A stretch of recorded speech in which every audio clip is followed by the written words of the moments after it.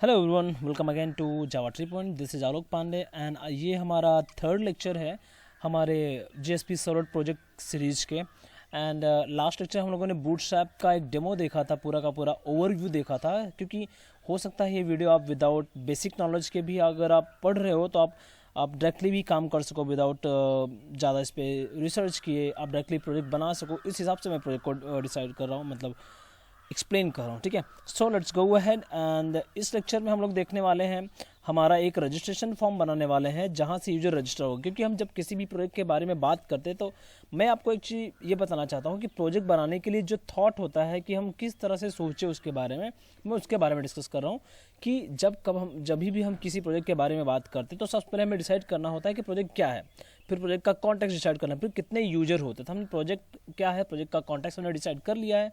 अब हमें बात करना है कितने यूजर इसे एक्सेस करने वाले हैं। तो अभी तक के हम जितना हमने अभी तक डिसाइड किया है उसमें एक यूजर रहने वाला है, एक एडमिन रहने वाला है और कुछ अनरजिस्टर्ड यूजर हो सकते हैं। लाइक अगर कोई परचेस कर रहा है तो उसे रजिस्टर करना पड़ेगा, साइन अप करना ही पड़ेगा। लेकिन अगर वो परचेस नहीं कर रहा है, जस्ट विजिट कर रहा है, तो अनरजिस्टर्ड यूजर, यू कैन से नॉर्मल यूजर। ओके, सो 3 टाइप के यूजर्स हैं। तो सबसे पहले हमें रजिस्ट्रेशन फॉर्म ही बनाना पड़ेगा, क्योंकि कोई भी काम करने के लिए या तो एडमिन करेगा या तो यूजर करेगा, राइट।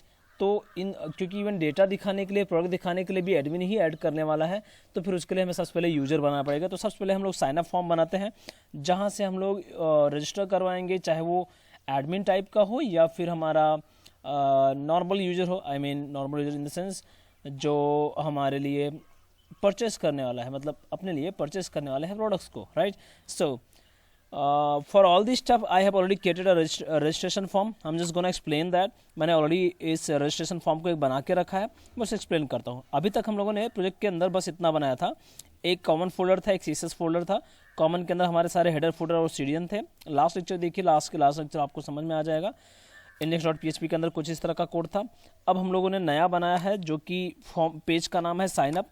पेज बनाने के लिए आपको सिंपली राइट क्लिक करना है, वेब पेजेस पे न्यू जेएसपी पे क्लिक करना है। एंड जेएसपी पे जब आप क्लिक करते हो तो आपको पूरा का पूरा एक नया साइन अप पेज, उसका नाम दे देना साइन अप। ओके, सो ये रहा हमारा साइन अप पेज। तो इसके अंदर कुछ नहीं करना है, इंडेक्स पेज को एज इट इज कॉपी करना है आपको। सबसे पहले जो अभी तक हम लोगों ने बनाया था, control A control C and यहाँ पे आना है कंट्रोल ए कंट्रोल वी, कुछ इस तरह से कर देना है। बस इसके बीच में आपको सारे काम करने हैं, जो कि है div container and all this stuff, उतना कॉमन ही है, राइट। सो कंट्रोल जेड, मैं क्योंकि मैंने ऑलरेडी कोड किया हुआ है तो मैं यहाँ से दिखाता जो मैंने नया कोड किया। नया कोड यहाँ से स्टार्ट होता है हमारा डिव से, ठीक है। ये रहा इतना पार्ट। अभी आप इतने इसके अंदर आप देख सकते हो सारी चीज़ें कॉमन है, मतलब सेम चीज़ें हैं। So let's go ahead. यहाँ पे देखिए आप, मैंने लिया है एक div class container. Sign up नाम का एक एक्स्ट्रा क्लास भी दिया हुआ है मैंने। मतलब ये क्लास क्या होता है, जिसके थ्रू हम लोग सीएसएस करेंगे तो इसी क्लास को अप्लाई होगा। मतलब हमारा सीएसएस का जो पेज है वो अलग पेज है, as you can see here. ये रहा comma.css। तो इसके अंदर जो हमने जो भी कोडिंग की हुई है ये किसके ऊपर अप्लाई होने वाले हैं, हमारे इस इंडेक्स के अंदर, साइन अप के अंदर। तो मैंने स्पेशली साइन अप के लिए 3 ग्रुपिंग सीएसएस किया है। एक रो के लिए सीएसएस किया हुआ है, as you can see here, एक h1 के लिए, एक लेबल के लिए। चलिए, ये साइन अप मैंने क्यों लिखा है, क्योंकि मैंने यहाँ पे क्लास दिया हुआ है साइन अप। तो ये that is called a class name and class को हम लोग डॉट लगा के एक्सेस करते हैं, जैसे मैंने यहाँ पे डॉट लगाया हुआ है। तो रो भी हमारा क्लास है तो उसे भी हमने डॉट लगाया हुआ। So we have created a container. उसके बाद हमने एक हेडिंग दे दिया साइन अप फॉर्म। उसके बाद हमने फॉर्म दिया है, फॉर्म के अंदर मेथड दिया है पोस्ट। ये जो है साइन अप, ये बहुत इंपॉर्टेंट है। इसके बारे में भी मैं डिस्कस करने के पहले पूरा फॉर्म बता देता हूँ, फिर हम इसके बारे में डिस्कस करेंगे। मैंने इसे बूटस्ट्रैप का यूज करके बनाया हुआ है, तो बूटस्ट्रैप के क्लासेस तो ऑब्वियसली मैं यूज करूँगा। बूटस्ट्रैप के क्लासेस में से मैंने यूज किया है रो, जिसकी वजह से एक रो रेडी होता है। यहाँ पे देख सकते हो, इसका मैंने ऑलरेडी आउटपुट बनाया है। जो ब्लू कलर का लाइन आपको दिख रहा है, मैंने टॉप और लेफ्ट राइट का लाइन नहीं दिया हुआ है। तो ये एक रो है, फिर ये दूसरा रो, 3 लाइन है, मतलब 3 रो बनाया हुआ है। यहाँ पे आप देख सकते हो first row, second row and last one is third row. तो हर 3 लाइन के अंदर 2-2 कॉलम्स है। एक 6 का कॉलम है, एक 6 का है। मैं जैसे कि मैंने डिस्कस किया था बूटस्ट्रैप के अंदर 6-6 12 के कॉलम्स होने चाहिए। तो टोटल 2 कॉलम्स है, 6 का कॉम्बिनेशन 1, 6 का कॉम्बिनेशन 1। तो नेम, कॉन्टैक्ट, इसी तरह से बाकी row, email, password and again submit के लिए मैंने डायरेक्ट 12 लिया हुआ है, क्योंकि मुझे उसके लिए ज़रूरत नहीं है 2-2 कॉलम डिवाइड करने के लिए। बट रो तो रहेगा ही एक, बट एक ही कॉलम रहेगा, उसके अंदर सबमिट बटन। और अगर ऑलरेडी साइंड है, मतलब ऑलरेडी रजिस्टर्ड है, तो उसको लॉगिन करना है। तो ऑलरेडी साइंड अप या फिर आप लिख सकते हो लॉगिन, ये इतना ऑलरेडी लिखने की जरूरत नहीं है, साइन इन करना है, SIGN साइन इन। ओके, तो इस पर क्लिक करेगा। हियर वी गो, बाकी सारी चीज़ सेम है। ये हमारा रजिस्ट्रेशन फॉर्म है, एक बार आप इसे देख लीजिए। ओके, ये रहा। आप सेम चीज़ बना सकते हो, अगर आपको डिजाइनिंग आता है, HTML CSS आता है और इसे अच्छा बना के फिर आप कुछ डिफरेंट भी बना सकते हो, इससे फ़र्क नहीं पड़ता है। चलिए आगे बढ़ते हैं। ये हमारा बस इतना था, बट इसमें एक चीज़ जो इम्पोर्टेंट है वो पहला कि आपको नेम सबका देना है, जितने भी इनपुट टाइप हैं उन सबको नेम देना है, क्योंकि इनकी वजह से जो बॉक्स बन रहा है उसको हमें एक नेम डिसाइड करना होता है, क्योंकि इसी नेम के थ्रू हम लोग अपने कंट्रोलर के अंदर इसका डेटा फेच कर पाएंगे। कंट्रोलर में अभी दिखाता हूँ, एक फोल्डर के अंदर एक फाइल है सर्वलेट नाम का, वो मैं दिखाने वाला हूँ। सेकंड है कॉन्टैक्ट, इसी तरह से ईमेल, इसी तरह से पासवर्ड। मैंने सब फील्ड को एक एक नेम दिया है, लेबल को नहीं देने की जरूरत है, क्योंकि लेबल सिर्फ हमारे इन्फॉर्मेशन के लिए है, उससे हम डेटा नहीं फेच करने वाले, हम लोग इससे डेटा फेच करने वाले, क्योंकि यूजर इसके अंदर इनपुट करने वाला है, राइट। चलिए आगे बढ़ते हैं। और एक्शन के अंदर देखो मैंने साइन अप पास किया हुआ। साइन अप मतलब क्या है कि ये जब सबमिट होगा तो किस पेज पे जाना चाहिए, साइन अप नाम का एक मैंने URL दिया हुआ है, उस पे जाएगा। तो ये URL कहाँ पे सेट है, आप देखोगे तो web-inf के अंदर एक web.xml फाइल यहाँ पे बना मिलेगा, जिसके अंदर कुछ कोड लिखा हुआ है, जो कि मैंने अभी बनाया भी नहीं है, दिखाया भी नहीं है। डोंट वरी, ये जो हमारा वेब ऐप नाम का पहला टैग है, ये XML बोला जाता है, XML एक्सटेंसिबल मार्कअप लैंग्वेज बोला जाता है। इसके अंदर हम लोग किसी भी डेटा को स्टोर करके रख सकते हैं एक फॉर्मेटेड वे में, जिससे हम लोग किसी दूसरे लैंग्वेज या फिर जावा हो या फिर PHP, कोई भी लैंग्वेज इस XML को प्रॉपरली रीड कर सकता है। तो एक ग्लोबल लैंग्वेज है, जिसे कोई भी समझ सकता है, किसी भी लैंग्वेज के साथ यूज किया जा सकता है। फिलहाल अपने प्रोजेक्ट के अंदर इसका यूज इसलिए किया गया है, जितने भी हम लोग जावा के क्लासेस बनाएंगे, जितने भी हम लोग सर्वलेट बनाएंगे, वो सर्वलेट का इन्फॉर्मेशन यहाँ पे स्टोर होगा। मैंने अभी तक एक सर्वलेट बनाया हुआ है जिसका नाम है साइन अप कंट्रोलर, और उसके वो किस पैकेज के अंदर है, कंट्रोलर नाम के पैकेज के अंदर साइन अप कंट्रोलर नाम का एक क्लास बना हुआ है, जो कि सर्वलेट टाइप का है। एंड उसका मैपिंग मतलब कि जो सर्वलेट क्लास हमने दिया हुआ है, हमारे क्लास का जो नाम दिया है साइन अप कंट्रोलर, वो यूजर को मुझे दिखाना नहीं है, उसकी जगह मैं दिखाना चाहता हूँ सिर्फ साइन अप। तो मैंने उसका URL पैटर्न सेट कर दिया है। तो URL में यानी ब्राउजर में जब आप क्लिक करोगे साइन अप पे, तो सिर्फ साइन अप दिखाई देगा, यानी जब सबमिट होगा तो साइन अप पेज पे जाएगा, जो कि होगा कंट्रोलर। फिलहाल ये तो सेम नेम है हमारा साइन अप कंट्रोलर का। चलिए मैं इस पे जंप करता हूँ, ये कहाँ पे होगा, जैसा कि पैकेज का नाम दिया है कंट्रोलर, तो कंट्रोलर पे जाके देख लेते हैं हम लोग, राइट। तो कंट्रोलर ठीक हमारे वेब पेजेस के नीचे सोर्स पैकेजेस है, ये देखिए सोर्स पैकेजेस के अंदर मैंने 2 फोल्डर बनाया है, एक कंट्रोलर है, एक बीन्स है। मैं पहले कंट्रोलर दिखा देता हूँ, फिर बीन के बारे में डिस्कस करता हूँ, ठीक है। साइन अप कंट्रोलर ये रहा।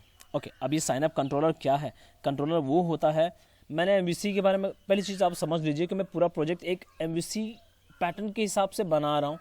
अब इसमें मैंने कंट्रोलर, व्यू एंड हमारा DAO डेटा एक्सेस लेयर जो होता है, वो सब मैंने एक साथ मर्ज करके बना रहा हूँ। भले ही ये JSP सर्वलेट का प्रोजेक्ट है, लेकिन मैं कोशिश कर रहा हूँ ज़्यादा स्ट्रक्चर्ड हो, और मैं कोशिश ये कर रहा हूँ कि आप इसे अच्छे से समझ पाएँ, इसलिए मैं जितना ईजिली हो सकता है मैं उतना अच्छा एक्सप्लेन कर रहा हूँ।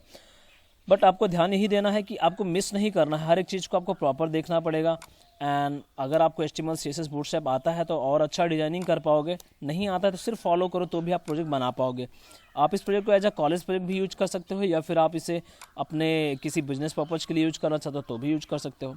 चलिए मैं बात करता हूँ कंट्रोलर की। तो कंट्रोलर हमारा एक ऐसा सर्वलेट पेज है जिसके अंदर जो भी फॉर्म से सबमिट हुआ डेटा है वो सब कंट्रोलर के पास आएगा, फिर कंट्रोलर उसे रिसीव करेगा, उस फॉर्म डेटा से डेटा निकालेगा और हमारे बीन को दे देगा। बीन को दे देगा मतलब बीन के अंदर स्टोर कर देगा, टेम्पररी हम लोग बीन के अंदर स्टोर करेंगे, फिर उस बीन को हम जहाँ भी बोलेंगे ट्रांसफ़र किया जा सकता है। बीन के बारे में और डिस्कस करेंगे, फिलहाल सिर्फ कंट्रोलर के बारे में डिस्कस करते हैं। जैसा कि मैंने ऑलरेडी डिस्कस किया है सर्वलेट क्या है, मुझे सर्वलेट बताने की जरूरत नहीं है। सर्वलेट के अंदर मैंने डू पोस्ट मेथड यूज किया है, क्योंकि मैंने हमारे फॉर्म के अंदर पोस्ट मेथड यूज किया था।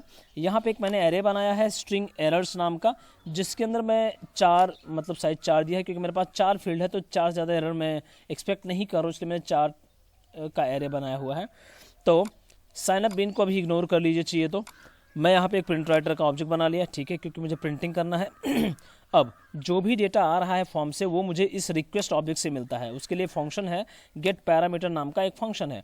उसके अंदर आपको ये बताना पड़ता है कि फॉर्म के अंदर जो आपने फील्ड बनाया है, जाए लाइक इनपुट टाइप टेक्स्ट, उसका आपने नाम क्या दिया है। मैंने दिया था नेम, तो मैंने बोला request dot gate parameter name equals blank, मतलब अगर वो ब्लैंक नहीं है तो, ये नॉट लगाने की वजह से क्या हो गया, नहीं है तो, और साथ साथ स्पेस भी नहीं है तो, क्योंकि मैंने यहाँ पे स्पेस पास किया, राइट। ये दोनों नहीं होगा तब हम लोग उसका डेटा लेंगे। तो मैंने यहाँ पे डेटा ले लिया उसका रिक्वेस्ट डॉट गेट पैरामीटर, और मैंने नेम पास कर दिया और मैंने स्टोर कर दिया है एक ऑब्जेक्ट के अंदर, जो कि मैं अभी तुरंत डिस्कस करने वाला हूँ। उसके बाद देखिए एल्स पार्ट में अगर ये डेटा ब्लैंक होगा या फिर उसने स्पेस डाला होगा तो एरर में जाएगा। एरर नाम का जो हमने वेरिएबल बनाया हुआ है यहाँ पे, उसके अंदर 0th पोजीशन पे स्टोर हो जाएगा name field is not valid, right. इसी तरह से ईमेल का आप देख लीजिए, मैं थोड़ा सा इसे zoom in zoom out, okay, now you can C, I hope so. एक बार थोड़ा सा मैं छोटा करके दिखा रहा हूँ, फिर आप जूम करता हूँ मैं, ठीक है। अब देखिए यहाँ पे सो इसी तरह से मैंने सबके लिए बनाया है इफ़, फिर दूसरा इफ़ अगर हमारा जो भी कॉन्टैक्ट चेक कर रहे थे कॉन्टैक्ट इनवैलिड या फिर वैलिड, फर्स्ट पोजीशन पे गया। फिर हमारा ईमेल वैलिड या इनवैलिड, सेकंड पोजीशन पे गया, एंड थर्ड पोजीशन पे। टोटल 4 हो गया हमारा 0 से लेकर, क्योंकि इंडेक्सिंग 0 से स्टार्ट होती है, 0 1 2 3 4, 0 1 2 3 नॉट 4, तो ये 4 टोटल साइज हुए 0 से लेकर 3 तक। अब ये इस पार्ट एल्स वाले पार्ट में तभी जाएगा जब वो ब्लैंक होगा या फिर स्पेस होगा, जो यूजर सबमिट कर रहा है फॉर्म में ऐसा कोई फील्ड होगा जो ब्लैंक हो गया, स्पेस होगा, तब एरर में जाएगा। नहीं तो इस s.set_password, s.email, s.contact, s.name के अंदर स्टोर हो जाएगा। Okay, let's discuss about s। ये s है क्या? मैं यहाँ पे साइन अप नाम का एक नॉर्मल जावा क्लास बनाया है, जिससे बोला जाता है POJO, plain old Java object. So indirectly ये जो नॉर्मल क्लास मैंने बनाया है उसके अंदर है क्या? कुछ भी नहीं है। कुछ वेरिएबल्स मैंने बना के रखे हैं और उस वेरिएबल्स के अंदर डेटा डालने के लिए कुछ फंक्शंस बना के रखे हैं। डेटा डालने के 2 तरीका है, या तो आप कंस्ट्रक्टर के थ्रू डाल सकते हो या फिर आप सेटर गेटर मेथड्स के थ्रू डाल सकते हो। सो मैंने यहाँ पे 2 के दोनों बना के रखा है, जैसा हमें जरूरत पड़ेगा वैसा हम यूज कर लेंगे, right. So now let's jump into sign up page. So here sign up, ये रहा नॉर्मल है, बट ध्यान देना ये मैंने बीन नाम के पैकेज में बना के रखा हुआ है। ये बीन्स है यहाँ पे बना के रखा हुआ है, और ध्यान देना बीन्स ये जो पैकेज है, अगर आपको पैकेज बनाना नहीं आता तो न्यू नॉर्मल पैकेज करिए, ठीक है। जैसे आप क्लिक करोगे उसको आपका नेम पूछेगा और पैकेज रेडी हो जाएगा। एंड उसके अंदर क्लास बनाने के लिए उस पैकेज पे क्लिक करिए, again new Java class like this. अगर आप सर्वलेट बना रहे हो तो then servlet like this, but हमें इसमें से दोनों से भी फील्ड आनी चाहिए क्योंकि मैंने 2 के दोनों बना के रखा हूँ। ओके, तो मेरे पास 4 फील्ड था, मैंने 4 प्राइवेट वेरिएबल लिया, नेम, कॉन्टैक्ट, ईमेल, पासवर्ड। एक आईडी रहेगा जो कि यूजर नहीं डालेगा, वो ऑटोमेटिक इंक्रीमेंट होएगा, इसलिए मैंने उसको बना के रख दिया है। मैंने एक पब्लिक कंस्ट्रक्टर बनाया जिसके थ्रू मैं विदाउट पैरामीटर पास के भी ऑब्जेक्ट बना सकूं। ऐसा सिचुएशन आएगा जैसा कि अभी यहाँ पे भी मुझे पब्लिक कंस्ट्रक्टर की ही जरूरत पड़ी है। कंस्ट्रक्टर का मेन काम होता है ऑब्जेक्ट बनाना, तो ऑब्जेक्ट बनाने के लिए इसके पास पैरामीटर नहीं रहेगा तभी वो ब्लैंक ऑब्जेक्ट बना पाएगा। नहीं तो अगर पैरामीटर आप डालोगे तो कंपलसरी है कि आपको पैरामीटर डालना ही पड़ेगा। इसलिए मैंने 2 कंस्ट्रक्टर बनाया है, एक पैरामीटराइज, एक नॉन पैरामीटराइज। नॉन पैरामीटराइज मतलब default constructor you can say, and parameterise in the sense this one, जो कि हमारे इस वेरिएबल्स के अंदर डेटा सेट करेगा जो फंक्शन के थ्रू पैरामीटर के थ्रू आएगा। तो this dot name equal to name in the sense जो फंक्शन के थ्रू पास होएगा वो नेम, इस नेम दिस यानी इस नेम के अंदर स्टोर हो जाएगा, यानी इस ऑब्जेक्ट के अंदर जो नेम प्रॉपर्टी है उसके अंदर स्टोर होएगा, जो कि बाहर से आ रहा होता है डेटा। बाहर से डेटा कहाँ से आएगा? यहाँ से। सो कंस्ट्रक्टर का मैंने अभी यूज भी नहीं किया है बट बना के रखा हुआ है। बट इसमें से यूज किया मैंने, ये देखिए public int get ID, return ID, set ID. अब ये देखिए यहाँ पे जो सेटर गेटर मेथड्स बनाने हैं आपको मैनुअली बनाना नहीं है। राइट क्लिक करिए, यहाँ पे आपको मिलेगा इंसर्ट कोड, यहाँ पे क्लिक करो setter getter methods, constructor, setter getter method सारे के सारे बन चुके हैं। यहाँ पे दिखाई नहीं दे रहा है, नहीं तो ऑटोमेटिकली दिखाई देता था। मैं इसमें से 2-4 निकाल देता हूँ या फिर मैं पूरा निकाल देता हूँ। सेटर गेटर मेथड्स बनाने हैं मुझे, ये देखिए इंसर्ट कोड। अभी देखिए सेटर गेटर आ गया है मेरा, इस पर क्लिक करिए, सिलेक्ट ऑल कर लीजिए और जस्ट जनरेट कर दीजिए, तो सारे के सारे ऑटोमेटिक ये सेटर गेटर मेथड्स बन जाएंगे। इसका मतलब ये है एक क्लास बनाया मैंने जिसके अंदर वेरिएबल बनाया। अब इन वेरिएबल का यूज करने वाला हूँ, जो फॉर्म से सबमिट हुआ डेटा है वो मैं इसके अंदर स्टोर करके रख लूँगा।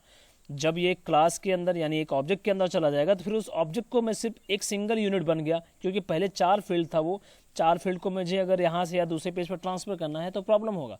तो मैंने उसे एक सिंगल यूनिट में बना के रख लिया, यानी एक ऑब्जेक्ट के अंदर बना के रख लिया। अब उस ऑब्जेक्ट, सिंगल ऑब्जेक्ट को तो हम ऑलरेडी कहीं कहीं पे भी पास कर सकते हैं, as a parameter, as a constructor, मैं किसी भी तरह से दूसरे पेज पे पास कर सकता हूँ या फिर दूसरे क्लास में पास कर सकता हूँ, या मैं इंजेक्ट कर सकता हूँ।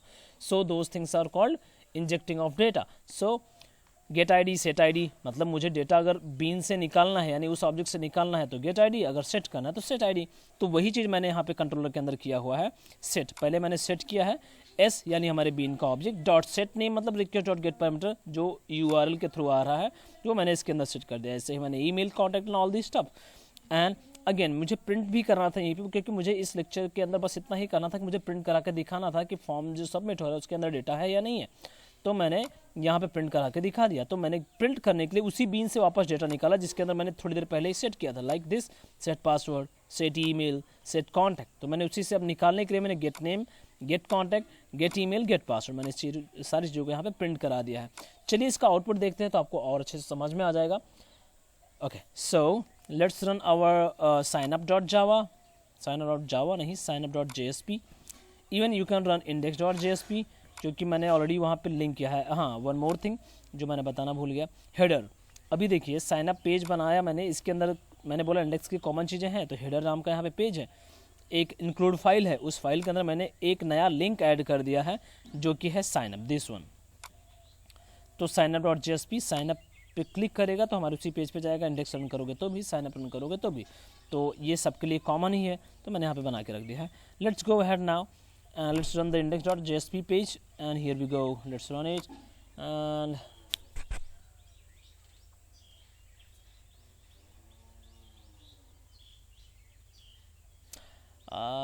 ओके, इसे रन होने दीजिए। तब तक के लिए मैं कुछ और डिस्कस करता हूँ। तो अभी इस प्रोजेक्ट के अंदर हमने सिर्फ इनिशियल या बोल सकते हो वेरी बेसिक स्टफ अभी तक हम लोगों ने किया है। इस प्रोजेक्ट को फिनिश करना है with in 10 to 15 days, but 10 to 15 days ज़्यादा हो जाएगा, मुझे और कम टाइम में इसे फिनिश करना पड़ेगा, क्योंकि जितना जल्दी फिनिश हो जाएगा उतना ज़्यादा, क्योंकि आपको जो एक्साइटमेंट होता है प्रोजेक्ट बनाने का, अगर वो परमानेंटली मतलब कंटिन्यूसली मिलता रहता है तो फिर आप जल्दी बना पाओगे और एक्साइटमेंट बना रहता है। टाइम अगर बीच में गैप होता है तो ऑब्वियसली थोड़ा सा नर्वस नहीं बोल सकते, मन हट जाता है ऐसा बोल सकते हैं। ठीक है, जब तक ये रन हो रहा है तब तक मैं बकवास करता हूँ। ओके, इसके अलावा मैं इस अपने ही चैनल पे अभी मैं लॉकडाउन की वजह से मुझे ज़्यादा टाइम मिल पा रहा है, तो मैं और भी बहुत सारे वीडियोस बनाने वाला हूँ। लाइक स्प्रिंग का हो गया, स्प्रिंग का मुझे पूरा ट्यूटोरियल बनाना है, जो कि मैंने 2-4 लेक्चर ही बना के छोड़ दिया है। ऐसे बहुत सारे लैंग्वेजेस हैं जिसका मैंने 2-4 लेक्चर ही बना के छोड़ दिया, मैं उसे कंटिन्यू करना चाहता हूँ।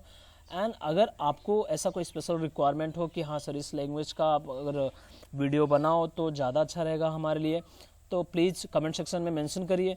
और इस जो भी मैंने अभी तक समझाया इस प्रोजेक्ट में, अगर आपको कुछ नहीं समझा है तो कमेंट में मेंशन करिए, और अगर प्रॉपर सब कुछ समझ के है तो एटलीस्ट व्हाटएवर थैंक यू, और जो भी आपको अच्छा लगे मैसेज करिए, जिससे मुझे समझ में आएगा कि हाँ आप लोग इंटरेक्टिव हो, आप इस पे काम कर रहे हैं, लोग इस पे काम कर रहे हैं, तो मेरा भी उत्साह बोल सकते हैं, उत्साह बना रहेगा, सो दैट हम लोग सो दैट मैं और वीडियोज बनाते रहूँ। ओके, सो इवन अगर आपने सब्सक्राइब नहीं किया है तो सब्सक्राइब कर लीजिए, क्योंकि मैं आगे बहुत सारे जावा के रिलेटेड एंड इवन इसके अलावा बहुत सारे प्रोग्रामिंग लैंग्वेजेस के वीडियोज़ कंटिन्यूसली अब बनाने वाला हूँ। सो अगर आपको समझ रहा है, आपको अगर समझाने का तरीका, मेरा एक्सप्लेन करने का तरीका अच्छा लग रहा है तो प्लीज़ सब्सक्राइब करके रखिए, सो दैट आपको नोटिफिकेशन जाता रहे। And what else, that's pretty all. But page अभी तक भी रन नहीं हुआ, मेरा बकवास खत्म हो गया। ओके, सो हमारा पेज रन हो चुका है। सो ये लास्ट लेक्चर में था कि हमने होम पेज बनाया था जिसके अंदर बस ऐसी ही चीज़ें रखे थे। इस बार मैंने साइनअप नाम का एक नया टैब ऐड किया है, इस पर क्लिक करते हैं और हम जाते हैं अपने फॉर्म पे, जो कि है this one, sign up form, name, contact, blah blah, जो भी आपको इनपुट डालना है। मैं फ़िलहाल के लिए आलोक, एंड कॉन्टैक्ट डालता हूँ मैं 897611110254, and the email will be java3point or jtp@gmail.com, gmail.com, and gonna password will be pass123.